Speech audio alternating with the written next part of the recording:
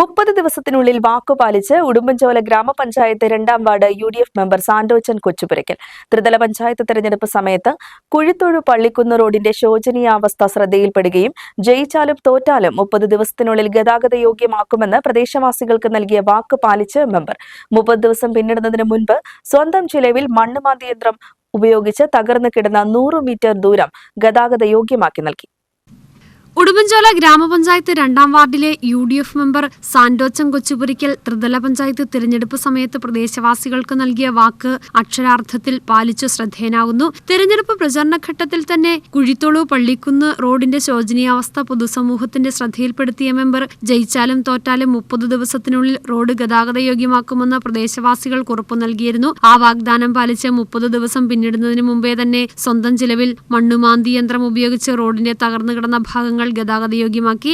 വർഷങ്ങളായി പരിപാലനക്കുറവ് മൂലം കുഴികൾ നിറഞ്ഞും മഴക്കാലത്ത് വെള്ളക്കെട്ട് രൂപപ്പെടുകയും ചെയ്തിരുന്ന ഈ റോഡിലൂടെ യാത്ര ചെയ്യുന്നത് വലിയ വെല്ലുവിളിയായിരുന്നു. വയോധികരും വിദ്യാർത്ഥികളും രോഗികളുമായി യാത്ര ചെയ്യുന്ന കുടുംബങ്ങൾക്ക് വലിയ പ്രതിസന്ധി സൃഷ്ടിച്ചിരുന്നു. പൂർണ്ണമായും തകർന്ന ഏകദേശം 100 മീറ്റർ ദൂരമാണ് അടിയന്തരമായി പുനരുദ്ധരിച്ചത്. യന്ത്രസഹായത്തോടെ മണ്ണ് നിറച്ച് നിരപ്പാക്കി താൽക്കാലികമായി ശക്തിപ്പെടുത്തിയതോടെ ഇരുചക്ര വാഹനങ്ങളും കാറുകളും ഉൾപ്പെടെ സാധാരണ ഗതാഗതം പുനഃസ്ഥാപിക്കാനായി.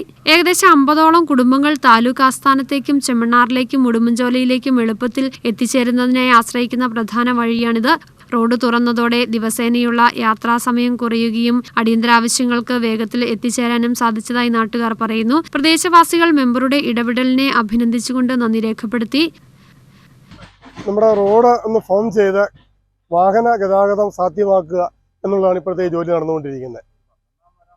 നമ്മളെ കഴിഞ്ഞ കുറേ നാളുകൾക്ക് മുമ്പ് വരെ ഈ റോഡ് ഏറ്റവും ശോചനീയമായ അവസ്ഥയിലാണ്. ആളുകൾക്ക് വാഹനം ഉപയോഗിച്ച് വഴിയാത്ര വളരെ അസൗകര്യമായിരുന്നതിനാണ് ഇത്ര ഒരു പ്രക്രിയയ്ക്ക് നമ്മൾ നേതൃത്വം കൊടുക്കുന്നത്.